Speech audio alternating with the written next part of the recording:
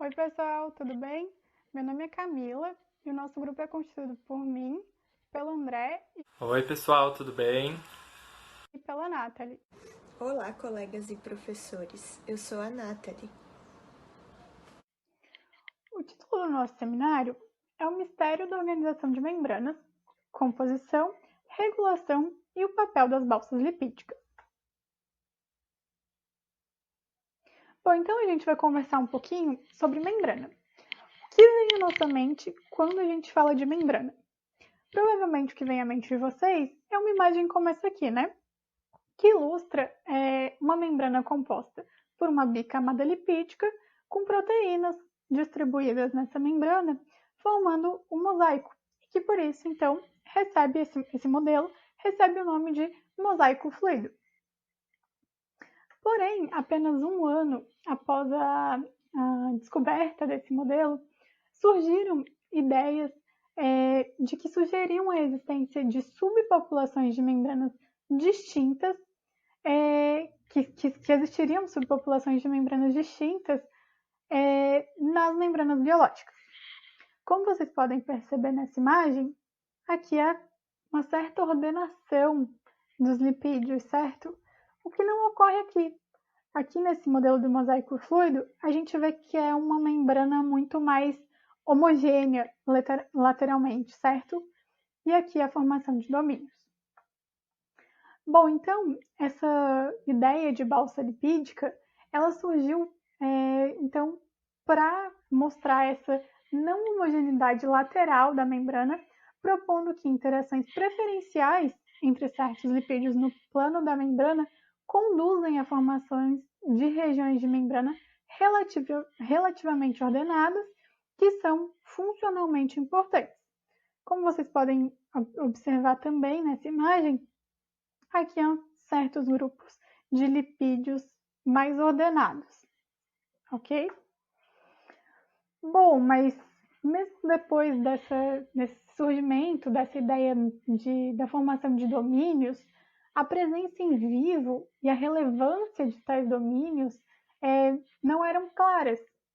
Primeiro, por falta da observação direta desses domínios e ainda por causa de definições incertas a respeito do próprio conceito de balsas lipídicas.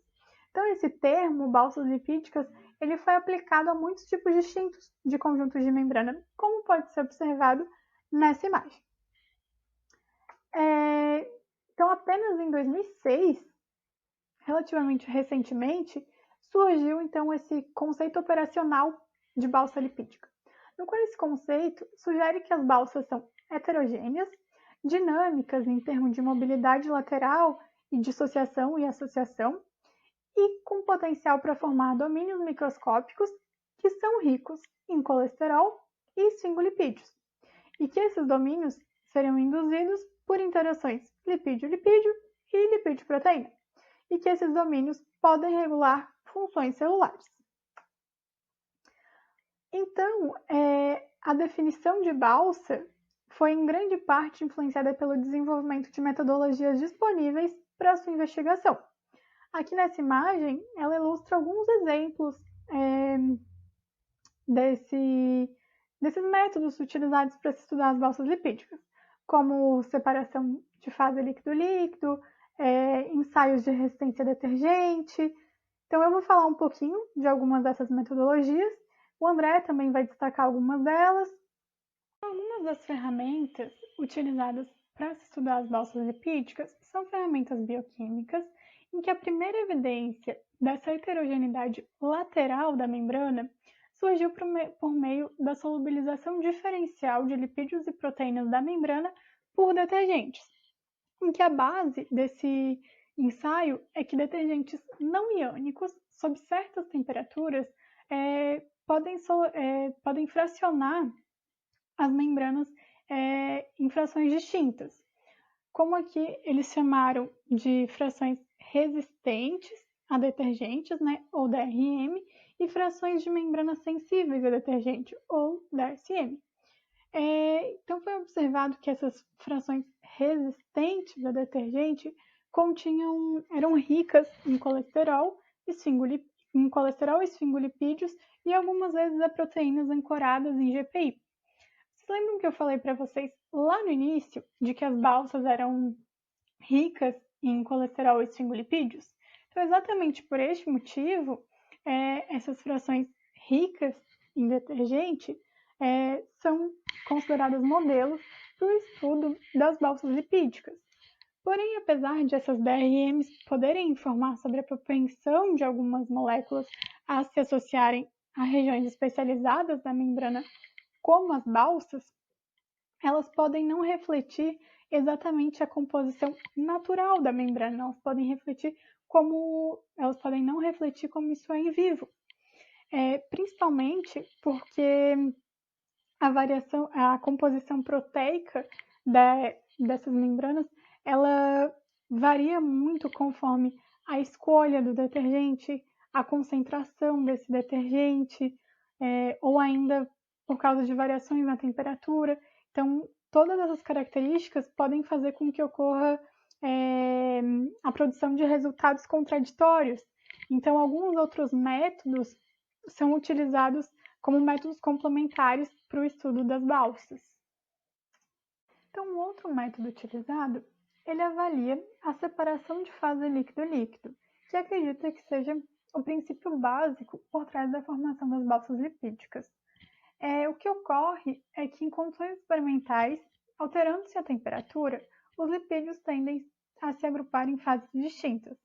Uma fase chamada de fase LO, ou líquido ordenada, composta por lipídios saturados e esteróis, e por essa fase ser uma fase, como o próprio nome sugere, mais ordenada, e também pela composição molecular dessa fase, ela então é utilizada para o estudo das balsas lipídicas, e além dela, então, a outra fase é a fase líquido desordenada, ou LD, que seria uma fase desordenada, mais fluida, composta por lipídios insaturados. Então, diversos modelos de membrana sintética são utilizados para avaliar essa separação, para estudar essa separação líquido-líquido, de separação de fase líquido-líquido, né?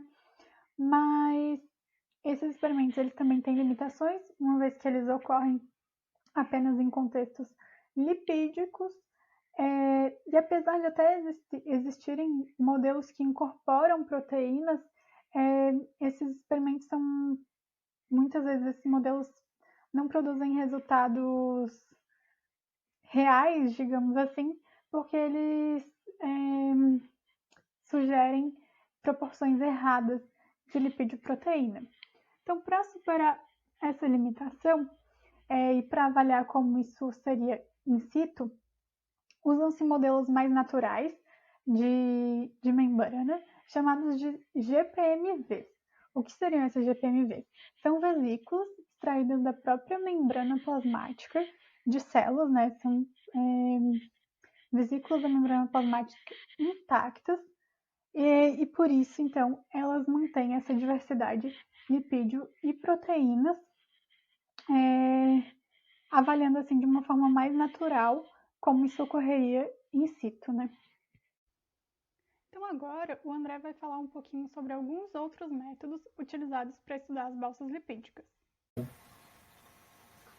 Sobre as ferramentas analíticas que a gente pode estudar os domínios de balsa, o maior desafio é em visualizar esses domínios, porque eles são nanoscópicos, menores de 200 nanômetros, enquanto a microscopia óptica convencional chega a apenas 250 nanômetros.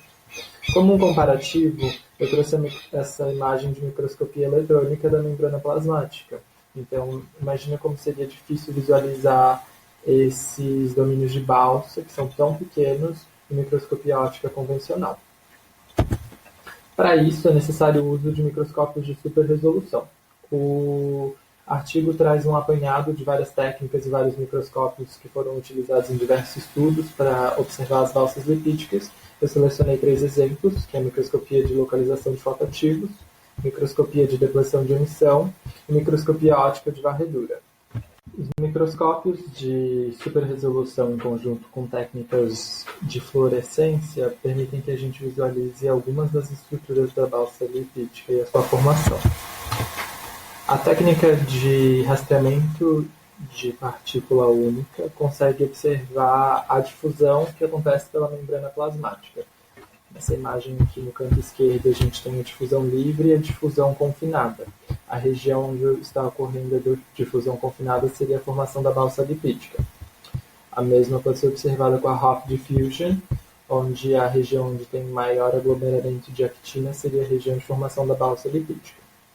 Outra técnica que usa fluorescência é a FRET, que é uma transferência de energia por ressonância Foster, onde a região que ocorre a transferência de energia seria a região que tem o aglomeramento dos domínios de balsa, enquanto a região em que não existe a transferência de energia não tem a formação das balsas lipídicas, que seria a região desordenada da membrana. Técnicas que não utilizam fluorescência seria a microscopia eletrônica, como no artigo de Danielsen e Hansen, eles conseguiram observar a formação das balsas lipídicas.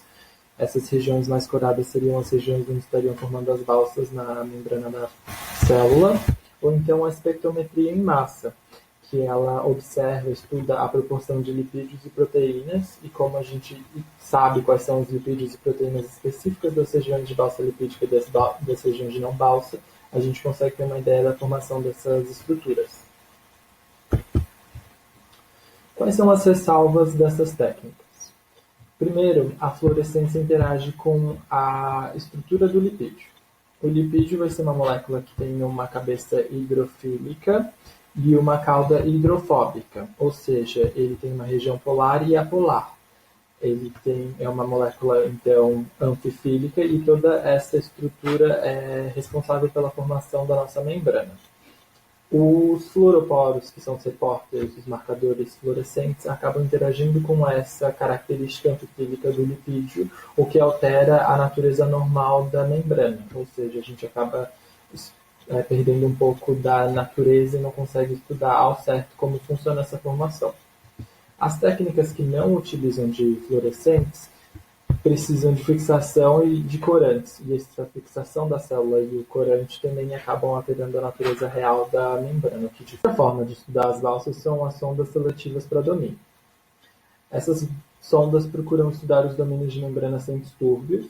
Eles procuram fluoroporos, usam fluoroporos que marquem a cabeça hidrofílica do lipídio, e junto a esse fluoropolo eles usam um linker hidrofólico, que é para acabar não perdendo a natureza do lipídio, como as outras técnicas que eu estava comentando anteriormente. Quais são as ressalvas? Essa técnica acaba perturbando e pode induzir a membrana a situações que não seriam tão normais ou reais da membrana plasmática. Essas sondas seletivas para domínio, a partir da intensidade e do comprimento de onda, é possível observar as regiões ordenadas e desordenadas da membrana. As regiões ordenadas seriam as regiões de formação de balsa lipídica, enquanto as desordenadas não. E agora nossa colega Nathalie vai dar continuidade com outras formas de estudo das balsas lipídicas. Uma propriedade importante das balsas lipídicas é o seu firme empacotamento, que se deve às interações entre o colesterol e lipídios relativamente saturados. Essa figura que está em destaque aqui no slide para vocês, ela representa um trecho da membrana celular com a bicamada lipídica. Eu gostaria que vocês prestassem atenção e comparassem duas regiões, essa região mais à esquerda com essa região mais à direita. Notem que a presença de lipídios e de proteínas transmembranas associadas a eles, que aqui na figura estão em verdes, é superior nesse lado esquerdo quando comparamos com o lado direito. Por quê? Porque esse lado mais empacotado representa uma balsa lipídica, enquanto esse lado menos compactado não há a formação das balsas. Ressalto ainda que não há um tipo específico de empacotamento que seja comum às diferentes células das membranas. Cada tipo celular vai ter uma composição de membrana diferente e o seu empacotamento, então, também será distinto. Mesmo dentro de determinado tipo celular, pode sofrer mudanças. Por exemplo, se a célula estiver passando por algum evento fisiológico, como, por exemplo, o ciclo celular, essa membrana vai ser alterada e o seu empacotamento também. Dessa forma, essas muitas variações possíveis implicam em uma ampla gama de diferentes estádios de empacotamento da membrana em células vivas. Esse empacotamento ele pode ser quantificado juntamente com sondas e microscopia, que são capazes de detectar o nível de hidratação da membrana. A sonda Laurdan, que eu trouxe aqui para vocês a fórmula estrutural dela, é um composto muito utilizado para investigar a qualidade da bicamada lipídica, uma vez que ela é sensível às transições de fase da membrana, bem como outras alterações na fluidez, como, por exemplo, a penetração da água. Os espectros de emissão dessas sondas, eles mudam dependendo da polaridade, ou seja, do nível de hidratação ou de conteúdo aquoso presente no ambiente celular. Essa mudança é determinada em grande parte pelo empacotamento lipídico. Dessa forma, membranas mais compactadas serão menos hidratadas, visto que são capazes de excluir a água com uma maior eficiência. O contrário também é válido. Então, membranas menos compactadas, mais fluídas, serão mais hidratadas, porque possuirão uma maior quantidade de conteúdo aquoso. Um modelo comum no estudo dos papéis fisiológicos das bolsas lipídicas tem sido o uso de drogas que visam prejudicar a estrutura e função desses domínios. O colesterol, que é um componente presente nas bolsas lipídicas, ele pode ser removido de forma eficiente pelo carboidrato metil-beta-ciclodextrina. Após a ausência do colesterol, como efeito mais óbvio e principal, ocorre a ruptura da bolsa lipídica e, consequentemente, da membrana celular. Além desse efeito, há outros pleiotrópicos, por exemplo, o aumento da permeabilidade da membrana íons, causando então a interrupção do potencial da membrana, além dos íons que agora podem adentrar a célula com uma maior facilidade, poderem ser tóxicos a ela. Outro componente principal das balsas nas células são os esfingolipídios. Caso a gente queira interferir na estabilidade deles, podemos fazer uso de esfingomielinases. Já se o objetivo for alterar a síntese dos esfingolipídios, podemos utilizar a fumonizina B1 e miriocina, que são substâncias extraídas de fungos. As drogas alteram o metabolismo geral dos esfingolipídios e também as propriedades da membrana. Essa imagem aqui à direita é apenas para destacar a presença dos esfingolipídios dentro de uma balsa lipídica que está contida na membrana celular. Um dos maiores desafios que restam para a compreensão das membranas biológicas é responder à seguinte questão: como as inúmeras interações entre moléculas de membrana determinam sua organização?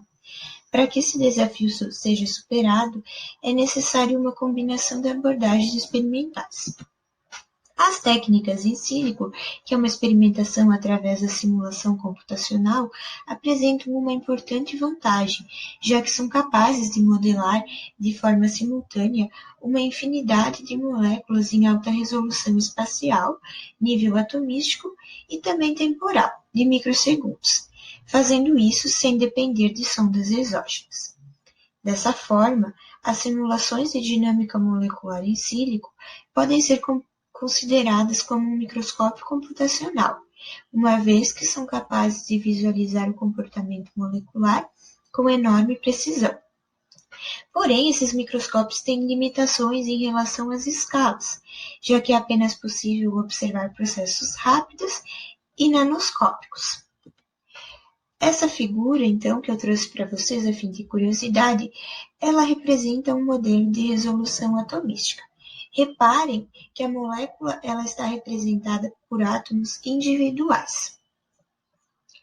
Para que seja solucionado esse problema das escalas, métodos como a granulação grossa foram desenvolvidos, visando então estender a escala espaço-temporal, sem sacrificar os detalhes moleculares.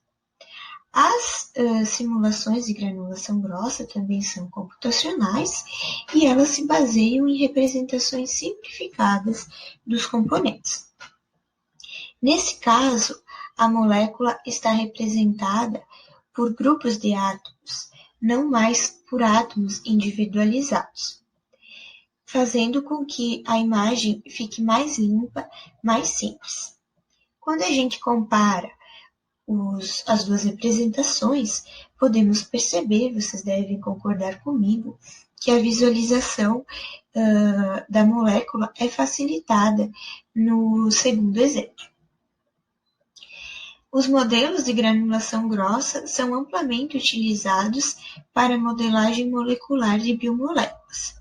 No caso, então, específico das membranas lipídicas, essas simulações já foram utilizadas com sucesso para estudar as interações lipídio-lipídio e lipídio-proteína. Por fim, gostaria de destacar que as observações in silico são inerentemente orientadas a modelos e, ao final, precisam ser validadas por experimentos. O tempo de vida, o tamanho e a área de cobertura das balsas são questões intrigantes nesse campo do conhecimento. Modelos computacionais afirmaram que a compartimentalização da membrana em domínios é essencial para o seu funcionamento adequado. Aqui vocês podem ver 3 representações diferentes e possíveis da membrana. Essas regiões em verde claro são regiões desordenadas, enquanto as em rosa escuro são as regiões, então, lipídicas. O modelo original afirmava que a membrana era desordenada com apenas alguns pontos de balsas lipídicas, se assemelhando a esse primeiro exemplo. Dados mais recentes sugerem que, na maior parte dos casos, o que ocorre é o inverso. As balsas é que estão em grande quantidade e as regiões desordenadas estão em menor quantidade, como é o caso, por exemplo, então, dessa última representação. Essas variações, elas são influenciadas, por exemplo, pelo tipo celular e também pelos eventos fisiológicos que podem estar ocorrendo na célula. Além, então, da questão da quantidade de balsas lipídicas, elas podem ter alteração na sua distribuição, mas manter a abundância. Nesse caso aqui, elas se reuniram, então, em grandes grupos, enquanto nesse outro são grupos menores e isolados. Processos celulares como a endocitose e a exocitose influenciam no tamanho e também na vida útil das balsas. Além disso, a ligação de agentes, como por exemplo toxinas, a seus receptores na membrana, pode promover a formação de grandes balsas lipídicas. Sabendo disso, então, de todas essas variações possíveis, temos um grande desafio que é tentar tirar conclusões em relação a esses domínios, visto que há uma série de influências sobre eles. Agora que a gente já sabe o que são as balsas lipídicas, como é a composição delas, sabemos um pouquinho sobre os experimentos utilizados para estudá-las, nós vamos ver como funciona um pouquinho sobre a regulação da formação dessas balsas lipídicas. A gente vai ver um pouquinho sobre como se dá a regulação da formação dos domínios tipo balsa, e um dos aspectos que podem regular a formação desses domínios é por meio da interação lipídio-lipídio. Então, a formação dos domínios ela é principalmente impulsionada pela ligação preferencial de colesterol a esfingolipídios, como eu já havia comentado anteriormente. E isso ocorre, em parte, devido a essa ligação de hidrogênio entre esses dois lipídios. E eles avaliaram isso utilizando aquelas GPMVs, as vesículas gigantes extraídas da membrana plasmática. Por meio da utilização dessas vesículas gigantes da membrana plasmática, eles também viram que o consumo de ácidos graxos por meio da dieta pode alterar a estabilidade dos domínios de balsa. Então, um exemplo disso são componentes do óleo de peixe, mais especificamente do ômega 3, que podem ser incorporados na membrana, e assim induzindo a remodelação da composição lipídica e alterando as propriedades biofísicas. Então, a incorporação desses compostos na membrana aumentaria a estabilidade dos domínios tipo Balsa, e isso reprimiria a motilidade das células cancerígenas.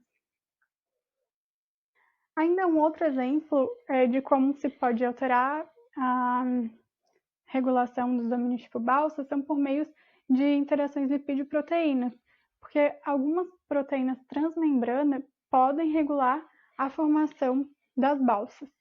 Então, algumas proteínas possuem domínios de ligação lipídica que interagem com o colesterol e esfingolipídio, e essas interações lipídio-proteína podem determinar a afinidade das proteínas em formar os domínios lipídicos.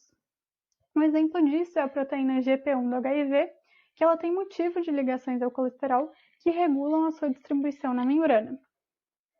Um outro aspecto que pode regular a formação dos domínios é a correspondência hidrofóbica. Como é que isso ocorre? Os lipídios eles têm caudas de tamanhos diferentes, porque essas caudas possuem diferentes quantidades de carbono. Então, para evitar a exposição desfavorável dessas caudas hidrofóbicas ao ambiente aquoso, os lipídios passam a se segregar de acordo com o comprimento da cauda, ou seja, lipídios de cadeia longa tendem a se agrupar com lipídios de cadeia longa, e o contrário também é verdadeiro. Lipídios de cadeia curta se agrupam com lipídios de cadeia curta. As proteínas, elas também possuem domínios transmembrana de tamanhos diferentes. Então, proteínas de domínio transmembrana longo se agrupam com lipídios de cadeia longa.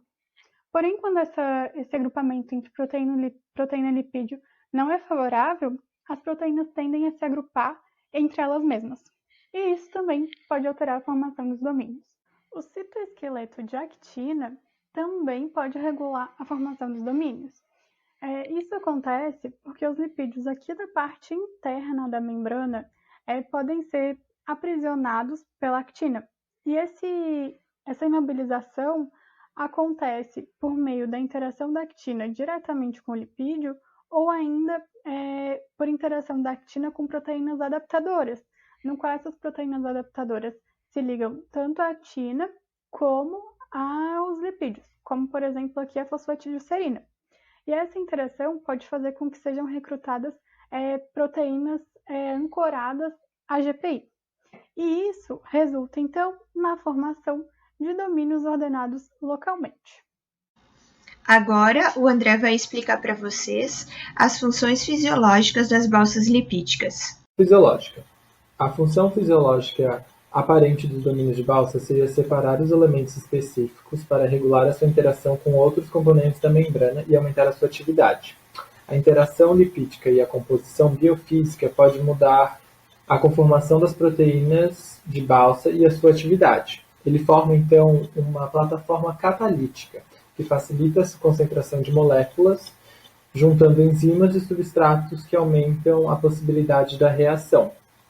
Ainda existem dificuldades em estudar os mecanismos de balsa lipídica, acarretando em uma dificuldade em entender a função fisiológica delas. Essa imagem retirada do artigo exemplifica o que eu acabei de falar. As regiões de formação das balsas lipídicas vão aglomerar e concentrar as proteínas que possibilitam a formação de uma plataforma catalítica para a reação, assim como mudar a conformação biofísica das proteínas que se encontram na região de balsa. Lembrando que essas regiões de balsa vão ser ricas em lipídios saturados, colesterol e nas proteínas específicas para a reação. A forma de estudar a função fisiológica foi através da sinalização imunológica. A compartimentalização dos domínios e a sinalização celular pode aglomerar as quinases, que são proteínas reguladoras positivas de sinais imunológicos, e excluir reguladores negativos, no caso as fosfatases. Um exemplo dessa associação de sinalização é a imunoglobina E com as balsas lipídicas, onde na região dos receptores de IgE instiga a formação dessas balsas lipídicas. Depois de estudos, acabou descobrindo que a formação de balsa lipídica está associada a diversas respostas inatas e adaptativas. Os imunosreceptores IgE, células T e B são encontrados em regiões desorganadas, que é os DSMs, que seria sem sinalização, e quando sinalizados, eles trocam para regiões ordenadas, os DRMs, como a gente já tinha falado anteriormente. Ou seja, a translocação das balsas de membrana depende dos receptores. Se o receptor é ativo para a resposta imune, a região da balsa vai se formar e vai aglomerar todas as proteínas para a catalisação dessa reação. Esse conceito ganhou suporte quando descobriu-se que existe um co-enriquecimento de DRMs na região proximal de sinalização de transdução que se tem abaixo de imunorreceptores. Além disso, outras proteínas associadas às respostas imunes, como as GPI, são ancoradas em regiões ordenadas da membrana. O conceito que eu acabei de explicar foi exemplificado pelo artigo nesse esquema, onde, a partir de imunorreceptores de uma resposta imune, as regiões de balsa acabam se formando e aglomerando e catalisando a reação de resposta imune, onde as quinases, como eu tinha comentado, acabam aglomerando nessa região de balsa e os reguladores negativos, como as fosfatases, acabam ficando em regiões de não balsa. Além disso, foi possível observar que as balsas lipídicas são moduladores da interação hospedeiro-patógeno, onde altos níveis de lipídios saturados, os esfingolipídios, e colesterol são encontrados no envelope viral, que é uma membrana que encobre o capsídeo viral, originado da membrana plasmática do hospedeiro. Além disso, também é encontrado em domínios de membrana patogênica de micro-organismos. Tem-se evidenciado que toxinas de patógenos ligam-se preferencialmente em regiões ordenadas de membrana plasmática, devido ao enriquecimento de receptores pela balsa lipídica, como os glicolipídios, que funcionam como receptores da cólera e receptores de vírus.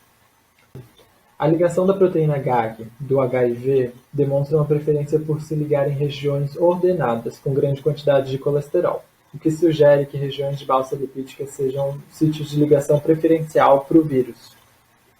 Nesse esquema, também feito pelo artigo, a gente pode observar os detalhes que eu acabei de explicar para vocês sobre a ligação hospedeiro e patógeno.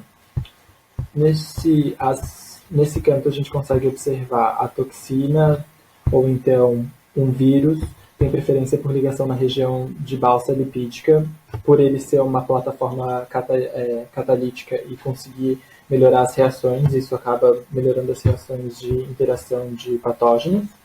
E aqui a proteína GAG do HIV, que acaba formando uma ligação específica com regiões de balsa lipídica também.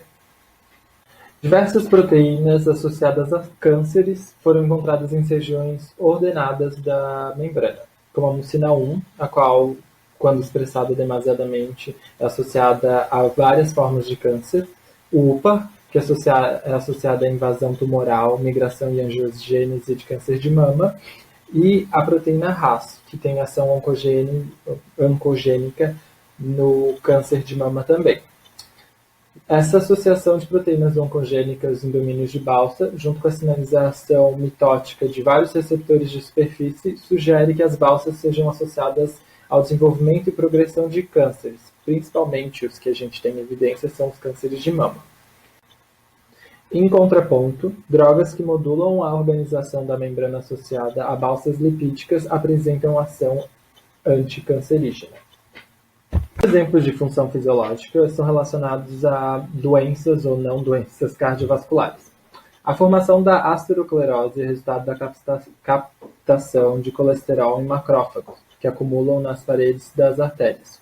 Essa captação transforma os macrófagos em células espumosas, as quais o acúmulo causa lesões necróticas nos vasos sanguíneos, podendo levar a AVC, ataque cardíaco e outras doenças cardiovasculares. Essa transformação depende do acúmulo de LDL oxidado, o qual os receptores apresentam ser dependentes de regiões de balsas lipídicas. Ou seja, nesse esquema que a gente consegue observar aqui no slide, que seria da formação da aterosclerose, essa formação é dependente da região de balsa lipídica, né? Em contraponto, as calvéolas, que são invaginações específicas da membrana plasmática, enriquecidas em caveolina, esfingolipídios e colesterol, têm a sua formação associada a balsas lipídicas e são essenciais para a função normal cardíaca, já que os canais iônicos se formam nessas invaginações especificamente. Como conclusões do artigo, então, eu destaco alguns pontos.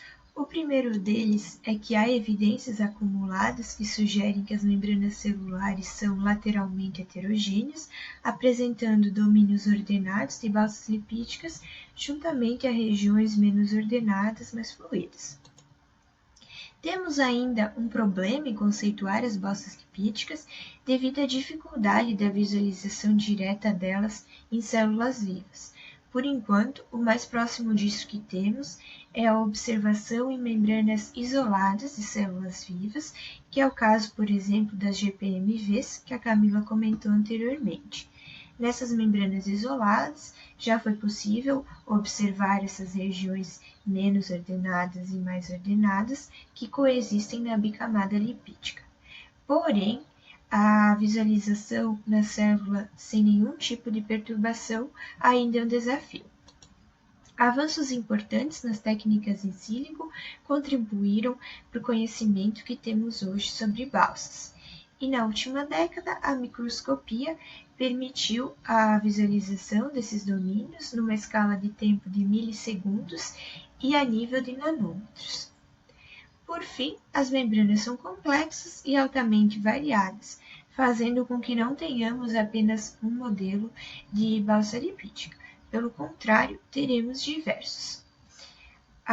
O tipo de balsa lipídica, ele depende de qual célula está sendo utilizada, se são condições naturais ou experimentais, da temperatura, dos processos celulares que vão estar ocorrendo nessa célula, enfim, uma série de fatores influenciam no tipo de balsa lipídica. Como perspectivas, então, é que para que a observação direta seja possível na célula viva, precisamos de sondas bem validadas, escala de tempo e comprimento estendidas, assim como microscopia com alta resolução espacial e temporal. Temos algumas controvérsias sobre a organização e dinâmica dos domínios de membrana e que, para serem respondidos, é preciso mais estudos na área. Aqui são as referências que a gente utilizou para organizar esse seminário. E em nome do grupo, eu gostaria de agradecer a atenção de todos e esperamos que a gente tenha contribuído para o conhecimento de vocês sobre membranas celulares e especialmente sobre balsas lipídicas. É isso então, muito obrigada!